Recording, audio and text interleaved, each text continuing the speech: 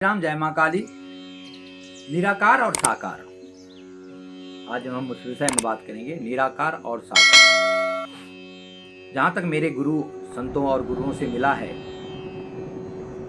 तो उसके हिसाब से हम आपको बताते हैं। निराकार परब्रह्म वो हैं जिसको तुलसीदास ने कहा, बिन पग चलत सुनत बिन काना, कर बिनु कर्म करे विधि नाना।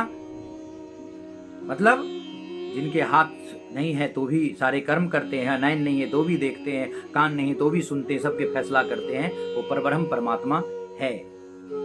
वही ओम रूप भी है, ओम तत्सत भी कहते हैं। और साकार में हमारे में जैसे कि सर्वप्रथम नारायण, उसके बाद राम कृष्ण, और ये आए हैं, ये साकार रूप हैं। इनका ऐसे 24 अवतार हैं भक्तों के लिए आए। और बाकी जो है मेन रूप में है जो नर लीला करने आए, और भगवान कृष्ण ने तो दोनों दिखा दिया कि मैं ईश्वर हूं गीता में। तो आज का कहना मेरा यही है कि निराकार और साकार। निराकार को भक्ति करने के लिए व्यक्ति अगर ओम करके उनका ध्वनि जाप करे तो हो सकता है। ज्ञान अर्जित करना पड़ेगा उसके लिए, कैसे ओम के ध्वनि करना चाहिए, किस ढंग से करना चाहिए, वो सब की जरूरत है। तो ओमकार, निराकार परब्रह्म और निराकार, उसके बाद अलख निरंजन, सब उस परमात्मा का है जो बिना हाथ का कर्म करता है, बिना नयन का देखता है, बिना कान का सुनता है। इसलिए तुलसीदास ने दोहा में कहा, बिन पग चलत सुनत बिन काना, कर्म कर बिनु कर्म करे विधि नाना। तो उनका ऐसा कहना था कि बिना पैर का चलना, बिन पग चलत सुनत बिन काना, बिना कान का सुनना, और बिना कान का सुनना और बिना आंख का देखना, ये सब करते हैं वो परब्रह्म। बिन पग चलत सुनत बिन काना, कर कर्म मन हाथ होता है, कर बिनु कर्म करे विधि नाना। तो मेरा सबसे यही कहना है, वो परब्रह्म परमात्मा है जिसको गीता में भगवान ने दर्शाया कि हे अर्जुन, अगर कोई ज्ञानी पुरुष ज्ञान के द्वारा मुझ परब्रह्म को ओम करके जाप करता है, योग करता है, तो उसके द्वारा भी हमारे पास पहुंचा जा सकता है।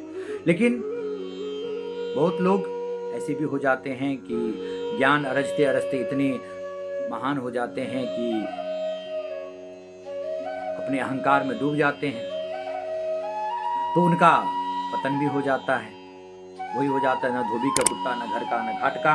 इसीलिए निराकार और साकार का यही अंतर है कि साकार में जो है, जैसे कि देखिए उद्धव हुआ तो निराकार का था, निरंकार का भक्ति कर रहा था, तो भगवान को भी ज्ञान देने चला, तो भगवान ने भेज दिया गोपियों के पास में। तो वहां जब गए तो गोपी लोग सीधा कह दिया कि हमसे योग तो नहीं होता है। वो 2 लाइन कहूंगा, हे उद्धो हमसे न योग साधा जाए, कन्हैया के बुलाई दियो ना। हे उद्धो हमसे न योग साधा जाए, कन्हैया के बुलाई दियो ना। उद्धव को कहा गोपी लोग कि हमसे योग साधा नहीं जाता, हम तो बस कृष्ण प्रेमी हैं और हमें तो बस कृष्ण चाहिए। तो जब भगवान साकार रूप में आए हैं तो क्या होता है ना भाइयों, कि हमारे आपकी भक्ति करने की जो क्षमता है ज्यादा बढ़ जाता है। क्यों बढ़ जाता है? कि रूप का लोभ होता है, रूप का लोभ होता है, रूप के ऊपर हम मोहित होते हैं। इसमें कबीर साहब ने एक दोहा कहा है, सुमरन से मन लाइए जैसे कामी काम, 4 पहर 64 घड़ी निस्दिन 8 याम। जिस तरह कामी पुरुष कोई होते हैं, उनके हृदय में, दिलों में, दिमाग में 10 लड़कियां घूमती रहती हैं। कामी पुरुष का काम है वो 10 तरह से उनके दिमाग में 10 तरह से बात घूमते रहते, 10 तरह से उनका प्रवृत्ति चेंज होते रहते हैं। उसी तरह अगर भक्त हमेशा भगवान को घुमाता रहे, सुमरन से मन लाइए जैसे कामी काम, सुमरन से मन लाइए जैसे काम ही काम, 4 पहर 64 घड़ी निज दिन 8 याम। मैंने आपका सुमरन में भगवान को उतना लाओ जैसे कामी लोग सुमरते हैं, काम को याद करते हैं या अपनी प्रेमिका को याद करते हैं। तो साकार रूप जो है हमारे, वो यही है कि जब भगवान के चित्र देखते हैं और उनकी लीला का प्रसंग सुनते हैं, कथा करते हैं, कथा सुनते हैं और एक दूसरे से सत्संग या चाहे सत्संग में बैठ के हम जो है प्रवचन सुनते हैं, तो हमारे अंदर हृदय में प्रेम उत्पन्न होता है भगवान के प्रति। प्रेम जो है एक भाव में प्रवृत्त होता है, श्रद्धा में प्रवृत्त होता है, और जब प्रेम भाव और श्रद्धा जग जाता है तो इंसान क्या करता है, उस रूप को अपने दिल में संयोग करके बैठा लेता है, दिमाग में छा जाता है और वो बंदा भक्ति में लग जाता है। आप एक देखे होंगे कुछ प्रेमदासी करके कृष्णदासी करके हैं, एक मोहम्मदन है, वो भी भगवान कृष्ण से स्नेह में डूब गए हैं। तो अपना रसखान जी थे, उन्होंने भी भगवान कृष्ण के भक्ति में डूब गया, भगवान उनको कृतार्थ कर दिए।